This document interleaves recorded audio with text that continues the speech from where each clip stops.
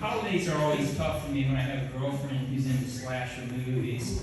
I've had 2.5 girlfriends who were into slasher movies. I say half because one was from Texas, and she grew up hunting with her father, so slasher movies for her were more a cultural imperative rather than a lifestyle choice. And I know what you're thinking. The first slasher movie was Texas Chainsaw Massacre, not Figure 8 Island Chainsaw Massacre.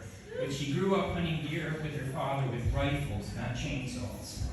And holidays at their houses were very unique. It's the only time in my life I've ever seen a turkey carved with a chainsaw.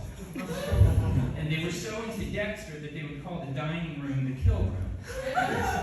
And I'll never forget on Christmas Eve when they shot at poor Rudolph and the rest of the herd saying he was in season and it was time to thin him out. And they're the only people I ever met who wanted Ralphie to get his eye put out in A Christmas Story because they said it would be easier for him to be stuffed and mounted over the fireplace in the trophy room. So, I would try to work with them and stuff, make jokes. I'd say, hey, did you hear that, Tony the Tiger's dead, Frosted Flakes? Yeah, he was murdered by a serial killer. And then I try to reach out and be sensitive and say, I Netflixed that movie Saw that you wanted me to, but I thought Saw was going to be about going to an eye doctor. And then she would try to work with me, and she'd say, I know you don't like to watch the slasher movies. Why don't you listen to my favorite podcast? And I said, I've seen the women who post that. They look like my friends' mothers growing up.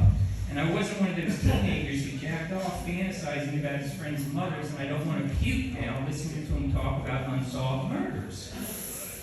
And then the movie The Town That Dreaded Sundown, where the serial killer murdered someone with a trombone, a slide trombone. She said that was the most sexy and erotic thing she'd ever seen. Far sexier than any of her vibrators, but the only problem was she couldn't figure out where to put the batteries in the trombone. But, we were just doomed from the beginning. It was weird things. You're kind of glad when they're sloppy because then they won't have the self-confidence to murder you because they know they can't clean up all the evidence. And it's one of the few times you want to hear about their ex-boyfriends, so you can Google their names to see if the body parts were ever found. And then, you can tell that the relationship's spiraling out of control because you text them a phone and say, hey, they found this guy's body part, or you'll text them the flexed arm emoji and say, they found this one too. But, the truth is, we just never agreed on anything. I'd say tomato, she'd say fake blood.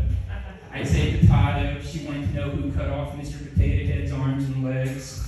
I'd say the sky is blue, she'd say not when it runs red with blood.